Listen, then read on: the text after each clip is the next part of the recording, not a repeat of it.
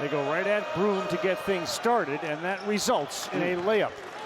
The early move, go attack Janai Broom, 2 points for Dre Davis. So Chris Beard saw something coming into this game that says we can go at Janai Broom, isolation plays, and he pulls that card to start the second half. Broom picks up his third assist on the alley-oop. I don't know if that's the 4 throwing it to the 5 or the 5 throwing it to the 4. It's 6-10 to 6-10, and it's really hard to stop. Feels like both coaches had a game plan, a play coming out, and they both executed perfectly. Davis, who said a week ago, we got to get our swagger back, now has the first 4 for Ole Miss. That's just good isolation, win your one-on-one matchup by Davis. Averaging just under 10 a game, the senior out of Indianapolis, and a Seton Hall transfer. All sorts of contact with bodies going down. Dia and Broom, who may be a little banged up. Well, to start the half, they short roll, Auburn does, Janai Broom. They short roll him to that free throw line, and he becomes the lob passer. And there's that win your one-on-one battle that you have to do in this league, and it's really well done that time by Dre Davis. Broom okay, he was up against the stanchion for a few seconds, but he's all right now. And he's calling for it. He's got about 2 feet on the man currently guarding him underneath. Watch out. Watch it. That's right. Lazara kept it in, and there you go. Some good defense that time. Just take a look at Jalen Murray at 5'11", and Janai Broom at about 6'11". Only 7 on the shot clock for Auburn to work with.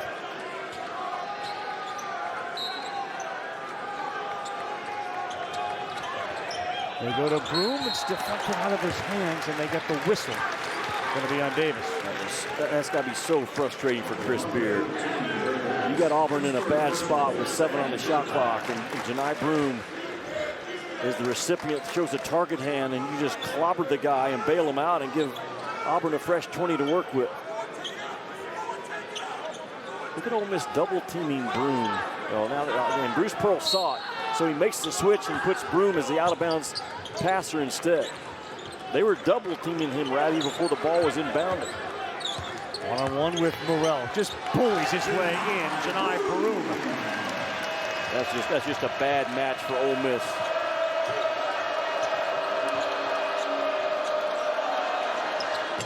Short on the 3. Struggling from the outside, and this one is Murray.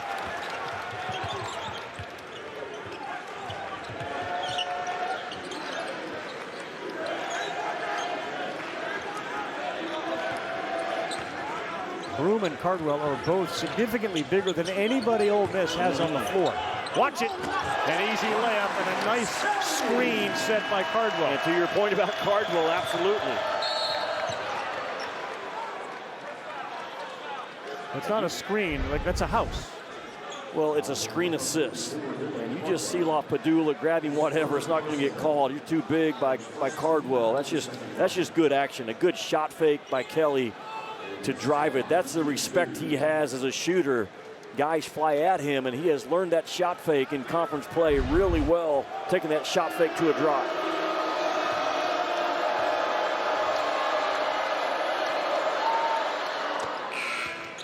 Talked about the first couple of minutes, a chance to keep it at 10 as Dia goes out of the game along with Jalen Murray. Bringing David Barnes. Michael Brown-Jones. Janai Broom is having another one of those games, Jimmy. He's got 18. He's 8 of 8 from the free throw line. 4 rebounds, 3 assists.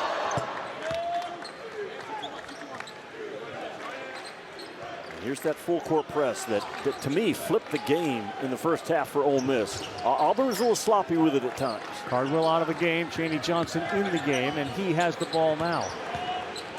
Penetrates, and another bull into the lane, and a bucket. Yeah, he just knocked the first defender right out of the way and then played right through the contact. Chaney Johnson is, coaching staff will tell you, the hardest worker they have. He has really changed his body. He's the 6th double-figure guy that comes in off the bench for this Auburn team. Just a bull and a brute around that restricted arc finishing. Dre Davis out of the game. That's his 4th foul. Yeah, the physical nature of Auburn, they're imposing that on Ole Miss tonight. Lead to 13 was once 22. Cardwell and Pearl trying to get the crowd a little more into it.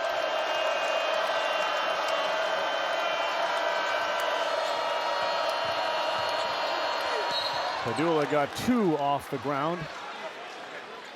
And they get the foul on number 2.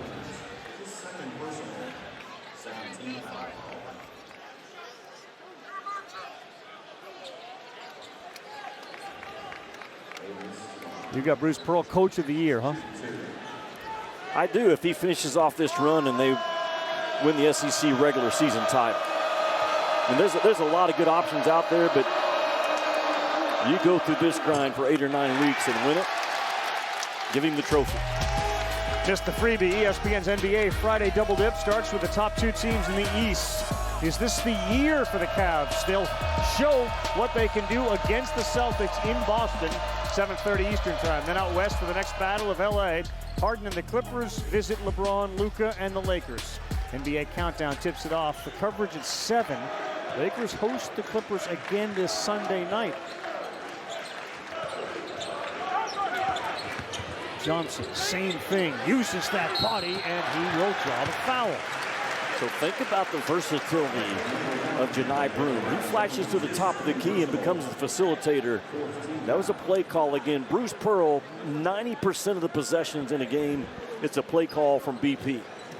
And that time, he called Janai Broome to flash to that top and be the play initiator to a very physical Chaney Johnson.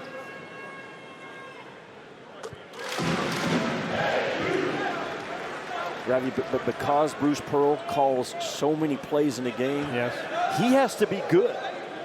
Like, he has to go home at night thinking, I called a really good game. That's some pressure to deal with, but he's been doing it for years and years and years.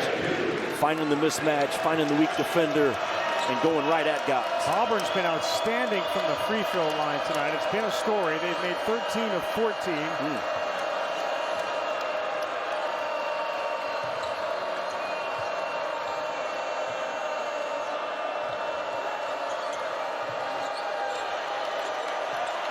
Padula double teamed and in trouble. Now with 5, Lanier slip. Morel's going to have to launch a long 3 if he can. He does. Nothing. Suffocating. Absolute suffocating defense by Auburn. They downed that side ball screen. They downed it to a switch and kept the pressure on, and just nowhere to go for Ole Miss on that possession. 9th turnover. The environment is incredible. And by the way, that game on ABC is also a must-watch, not only because of the teams playing, but it's an all-access game. Both coaches wearing microphones. You'll be able to go inside the locker rooms. Mark Pope and Bruce Pearl. They're on the short list of guys you want to have a microphone on during a game. Yeah, no doubt. Both of them get it. They understand it. And also in league play that same afternoon, you and I and yes, Dick Vitale, Alabama at Tennessee, a 5 versus 6 matchup. We'll see how Kentucky comes out of tonight when they have both Butler and Jackson available. Arkansas playing Texas tonight without Adu Thera. Big stories in the SEC. Broome, pretty play. He's showing us all these guys. Ravi, but where is the weak side load to the ball defense of Ole Miss? 20 in the game for Janai Broome.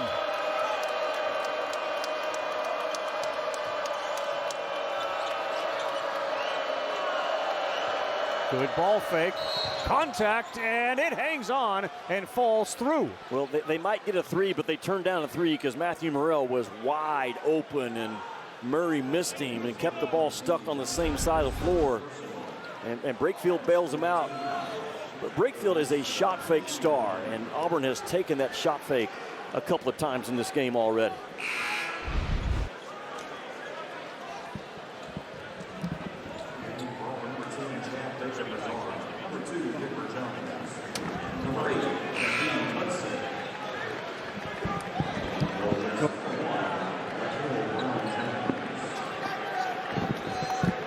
As the free throws are going to be attempted, Charles Barkley has pulled a chair up next to us.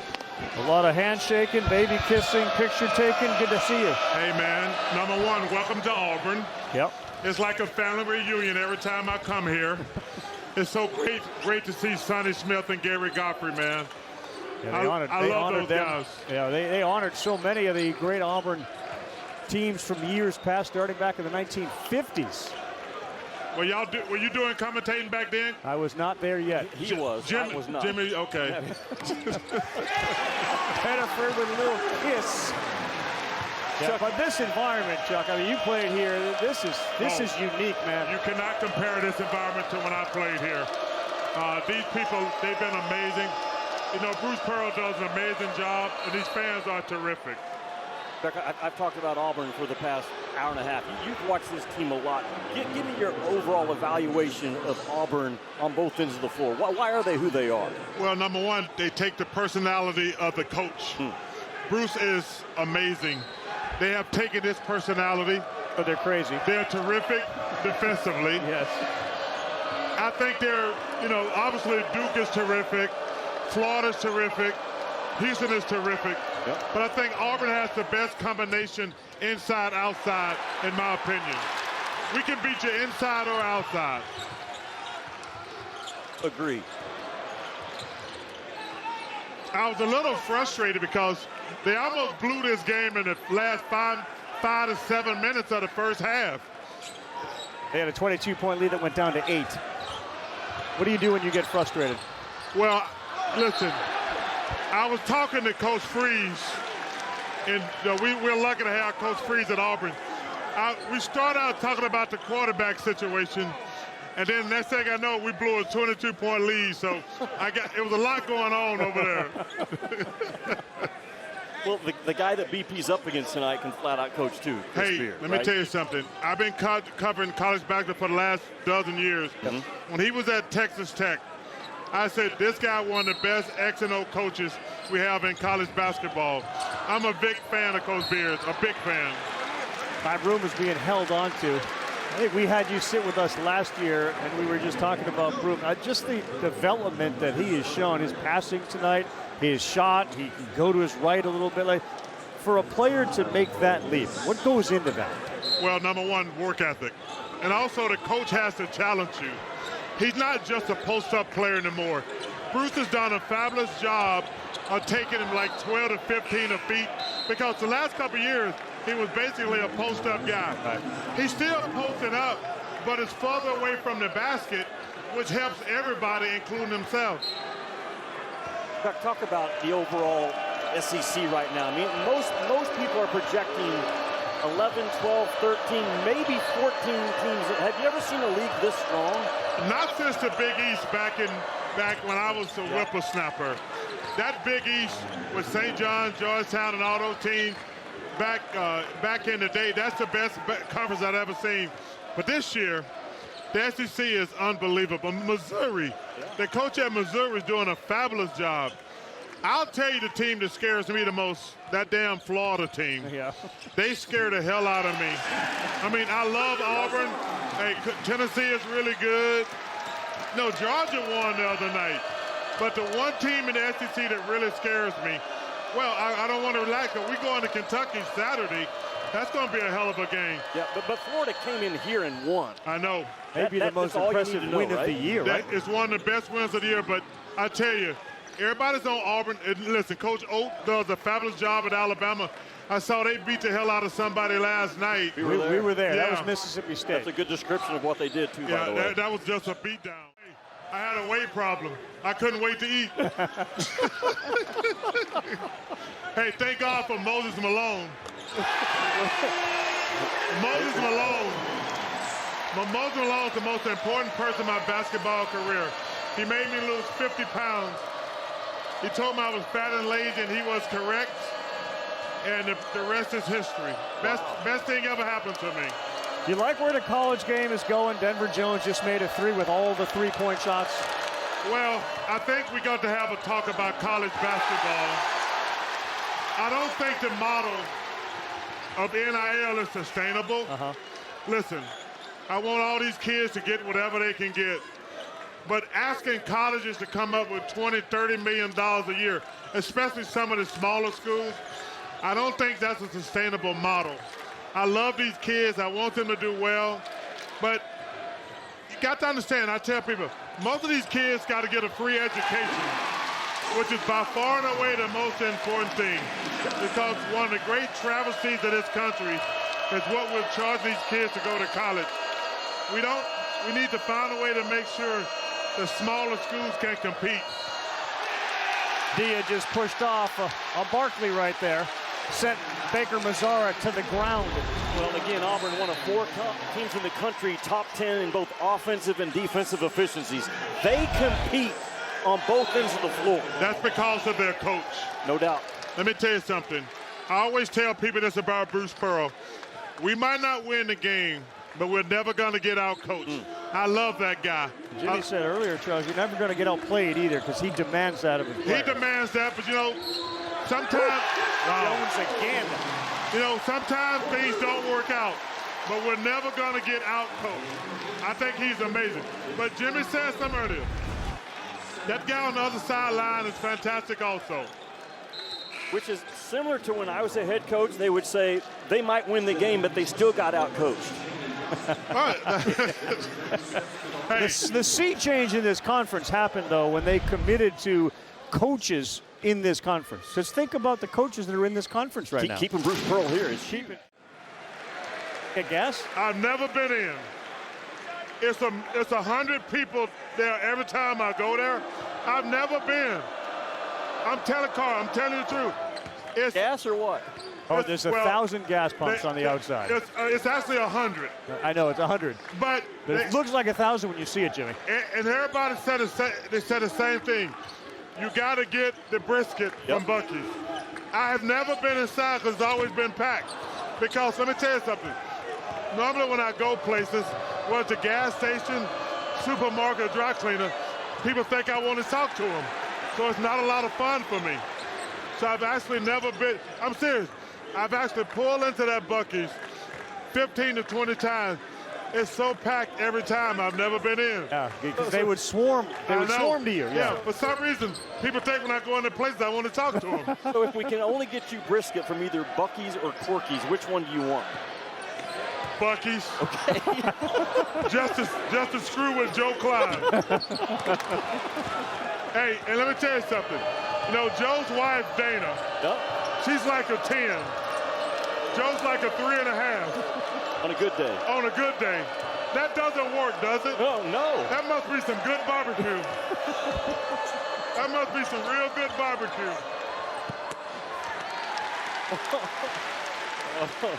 So people like to talk to you, huh? They do. They think I go to the cleaner. Why are you at your dry cleaner? Fool, I'm here to get dry cleaning. Well, I'm at the supermarket. Why are you here? It drives me crazy. I'm here doing the same thing you do. Run for president. Right. Well, when are you going to run for president? I'm going to vote for you. Well, Common Sense Party. Knocks it down. They've had it up to about 20 most of this second half. The free throw shooting has been a big story tonight. Auburn is 17 of 19 from the stripe. That's extraordinary. Ole Miss is 20 out of 23. Extraordinary. Step inside, they're going to get Baker Mazzara. Ole Miss has ran some good stuff in this game. They've got that ball inside to different people with different actions. And Chris Beard is sitting there right now, what, 8-6 in the league? Most likely going to go to 8-7. They're a very good example, Rabbi, of a team that could finish a game below 500 in the SEC and still be a 6-7 seed somewhere in there in that NCAA bracket.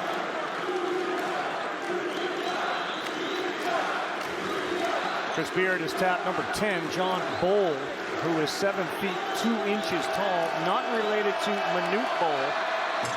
But for the first time tonight, Bowl gives Broom and Cheney and Cardwell someone to look up to. That was no good. The roar was for the fries, Jimmy, that everybody gets. Is it gooey fries? Gooey fries, Yeah. yes. There's Bowl. Throw it down. And instead, in off the window. He is the second highest recruit in Ole Miss history. Well, they list him 7'2". Yeah. And he's all of it.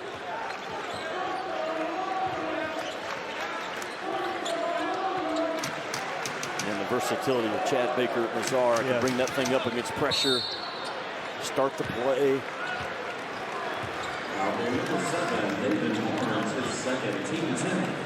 You think about what this league could be next year with Bowl and Olivier Rioux at Florida, who is 7 feet 9 inches tall.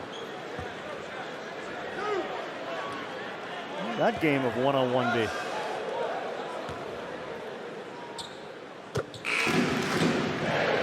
I'd be really impressed with Auburn. I've watched them 10 or 12 times on tape. Our first time to see him in person, but how fast they play on both ends of the floor, how hard they cut offensively, how fast they cut, how fast the ball moves.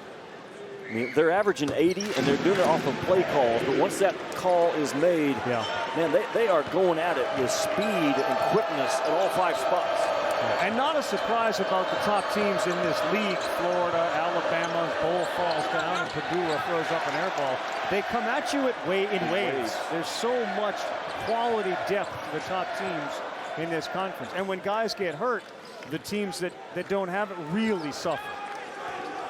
And Auburn with 6 guys in double figures in conference play. And you got 2 of them coming in off the bench, getting 10 to 12 points apiece. Well, here you go, a little challenge for a broom against Bowl. And he drew the foul. Yeah, strength versus length that time. And strength is going to win that battle 80% of the time, it feels like, in college basketball. They just have a knack to get the shoulder into a 7'2" guy like that, knock him off the path a little bit. But strength just beat length. Talk about 6th man of the year in the conference, and there's a handful, it feels like, that are on this team. Chaney Johnson and Thomas Houck of Florida, 2 of the guys that would be seriously considered. Remember, Florida's playing with Hamlockton, who came back, and they have not had Condon for a while. And they're going to get one of their most efficient and effective players back in a 6'11" Condon. Yeah, it's not a shock to me at all that Georgia won that game last night. I mean, Georgia in non-conference beat St. John's, who's going to win the Big East. And Georgia's sitting there in 14th place, I think, right now in this league.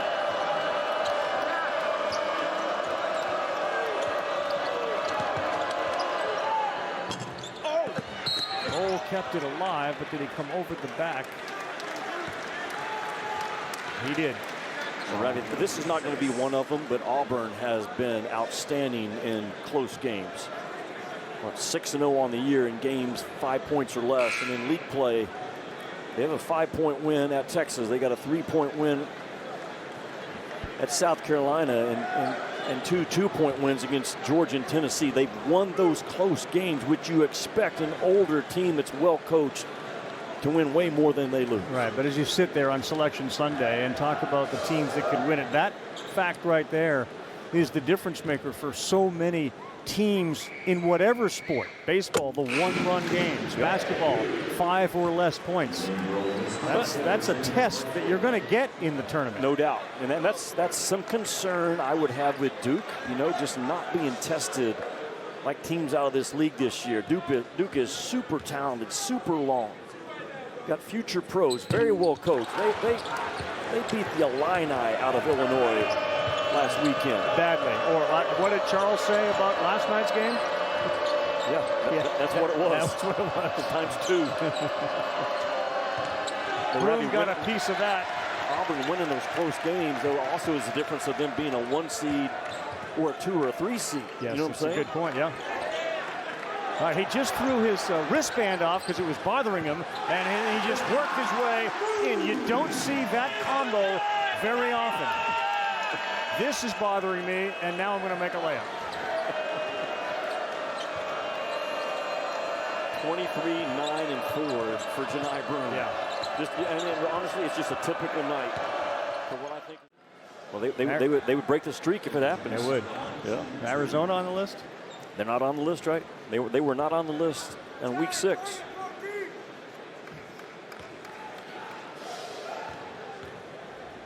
What Bruce Pearl tell us today, knowing that this is the first time you and I have seen him live? He said, "You're not going to be blown away by us." Yeah, I thought that well, was we kind of are. That was an undersell. We kind of are. He doesn't have that dominant star stud. You know, Janai Broom certainly. Hard to say that when he's going to be the National Player of the Year, right. But he doesn't just wow you. He just beats you. Like Jabari Smith's not on the team. Yeah, but a whole bunch of other just good pieces, man. Yeah. No bad players he puts on the floor. Not one.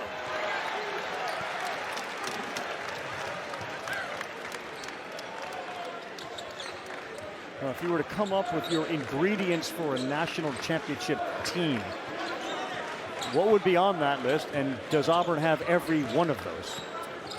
You have to be a complete team, and you have to be inside, watch out, inside the top 20 offensively and inside the top 30 defensively before the tournament begins. And they certainly have met those numbers and those metrics. You have to be old. You have to have depth at the guard spot. You have to have the ability to choke people's waters off defensively, which they can do. And to me, you have to have a guy like Janai Broom, Ravi, who, when things go haywire, you just play call for him 2 or 3 trips in a row and set the thing right again. Does that make sense? It absolutely does. I think maybe you'd look at their point guards, which you brought up, where they don't have a ton of experience, and yet they do have some maturity with one of them. Mm-hmm. Pettiford may be as skilled a player as they have just as a freshman. And the way BP runs his offense, you just need to get the offense started. Then they start all the cutting and the flex cut out of the corner, which we haven't seen a lot of tonight, but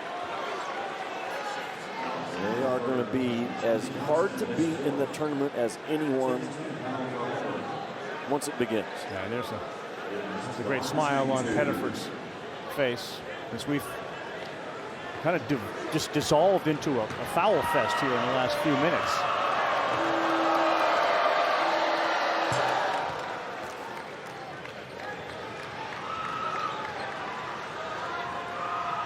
Golden Artie's been busy, and tonight, when you look at the top, the seats not going to change much. There's certainly opportunity to change the 1 and 2 lines, though, the next couple of weeks, with certainly the games in the SEC. Duke, according to the net rankings, appears to be right on the heels, if not passing. Whoa, look at Chaney Johnson fly in, and Mazzaro gets another chance. Credit Chaney Johnson with those 3. When you run down those misses, it's amazing how those reload threes go in. And Auburn is so disciplined to keep shooters in the corner, even when the game gets scrambled. Auburn's got this massive lead, Jimmy, and I don't see any drop in intensity on either end of the floor. And somebody's feeling it right now. And wow. We're going all Baker Mazzara right now. He is an absolute difference maker. I mean, you have to have one heck of a defender to take Chad Baker Mazzara out of the game. He's got 22. Broom's got 24. And Brakefield works his way in. Ravi, they went and lost at Duke. Auburn did, but that was a schedule setup problem with what they did at Maui. 3 hard games in a row. They fly home. They go to Duke. They lose. UCLA. Beckers and Booker Fudd. kid at Texas. Connecticut. Beckers and Fudd. Beckers and AZ Fudd just on down the line. And they are deserving that women's basketball with everything they're getting. And a good watch.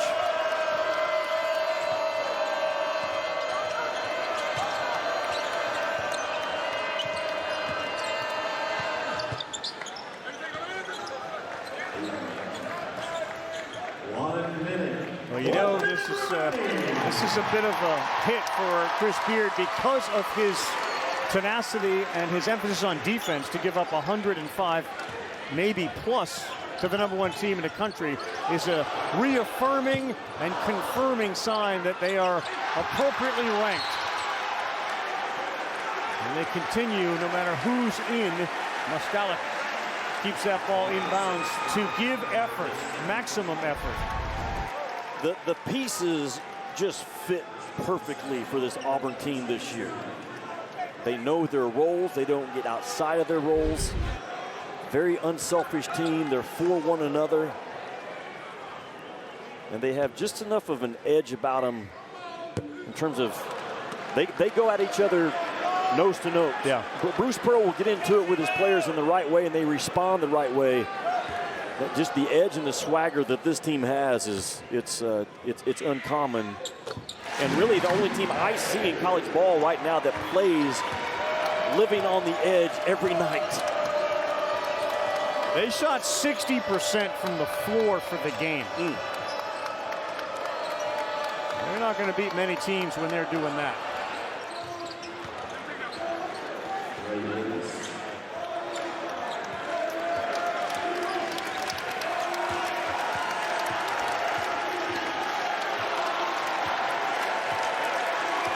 Well, #1 team came out and took care of business like you're supposed to.